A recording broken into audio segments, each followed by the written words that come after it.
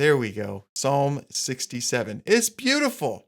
And it doesn't say specifically at the top that it's written by David, but it's traditionally thought to belong in kind of a group of verses, a group of chapters that begin at Psalm 65. That one is directly attributed to David, and 66 and 67 are most likely also David. So that's why it's not quite totally certain, but anyway, that gives you enough of the context of at least what we know so far. What we could guess beyond that is that it really, if it were to go far beyond the life of David, it probably wouldn't be that far. Psalm 67 is a prayer for covenant fulfillment that extends the gospel to the ends of the earth. The Messiah guides the nations through their gradual salvation process during the Messianic age. It's an awesome psalm to get started with, and I've got it there for you up on the stream. David starts out with this prayer: May God be gracious to us and bless us and make his face to shine upon us. Now, this is familiar language to David and the people of Israel because he's referencing some priestly blessings, particularly Numbers chapter 6 and the instruction of Moses in Deuteronomy chapter 8. Let me just read those to you so you can hear the common language. I have included them in the notes so you can see them there if you download those. Number 6, verse 23. Thus you shall bless the people Israel. You will say to them, the Lord bless you and keep you. The Lord make his face to shine upon you, be gracious to you. The Lord lift up his countenance upon you and give you peace. A very, very common, very famous prayer and blessing to be spoken over God's people. And then Deuteronomy 8, I'll start at verse 17. Beware lest you say in your heart, my power and my might, the might of my hand, have gotten me this wealth. You will remember the Lord your God, for it's he who gives you the power to get wealth, that he may confirm his covenant that he swore to your fathers as it is this day. So now let's go back to Psalm 67 and just listen to that language again. May God be gracious to us and bless us. Make his face to shine upon us, so that your way will be made known on the earth and your saving power among the nations. Now, what's cool about this is the recipients of God's covenant are conduits, not just consumers only. Inclusion in God's covenant means inclusion in his mission to extend his saving power to any place where it's not yet demonstrated, that your way will be made known on the earth and your saving power among the nations. God chose Israel to be the firstborn of many nations through whom redemption would reach ends of the earth.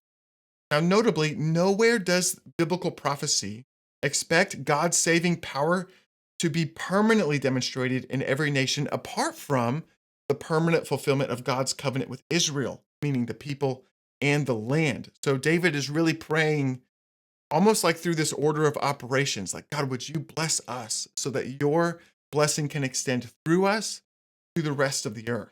Now, while interim fulfillments of these promises have been experienced in various places and different times, Gentile nations, that fulfilling God's covenant with Israel fully is a prerequisite to the permanent transformation of every nation, people, and land. And I actually have a whole set of notes that's called Then the Nations Will Know, that goes through dozens of biblical references all across biblical prophecy in Old Testament and New Testament that reinforce that I should probably go ahead and attach to this week. I'll go ahead and attach it there so you can have it.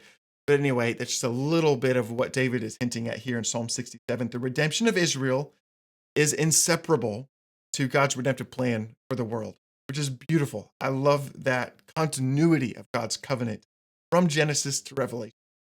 Really beautiful. Let's scoot on down to verses 3 through 5. Let the peoples praise you, O God. Let all the peoples praise you. Let the nations be glad and sing for joy.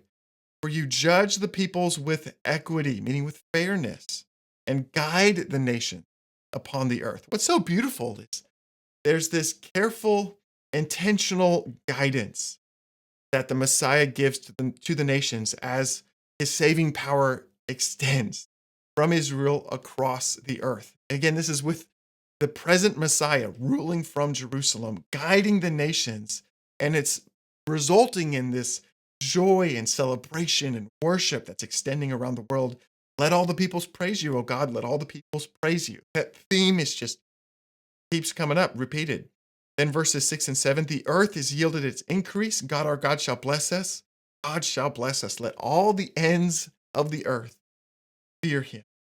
Man, it's beautiful. It's even the agricultural ecosystems are responding to the rule of Israel's Messiah as God's covenant is fulfilled.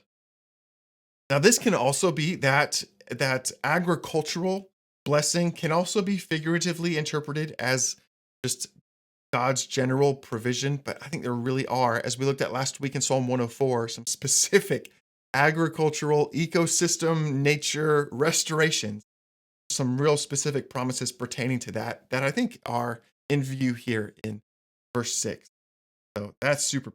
Okay, that's going to do it for Psalm 67. It's an awesome psalm, just kind of a prayer for the fulfillment of God's covenant and for blessing. And I do love to reference this semi regularly with people, even just the notion that the recipients of God's covenantal promises are not just consumers. That if I'm praying for God to bless my life, I'm also praying that I will be a conduit of that blessing to the people around me, even down to just receiving the mercy and love of God. This is something Jesus reinforces over and over in the gospel, that as we are recipients of God's mercy, we should be extending that mercy to those around us. As we are recipients of God's love and we're growing in our capacity to express our love back to him, that also means reflecting that love through us to, like David would say here in Psalm 67, the ends of the earth. It's beautiful, beautiful. So I do love to highlight that. Psalm 67 is a great one to come back to, just to be reminded of that truth that we're not just recipients, but we're conduits to let that blessing extend through us so that his way will be made known on the earth and saving power among the nations.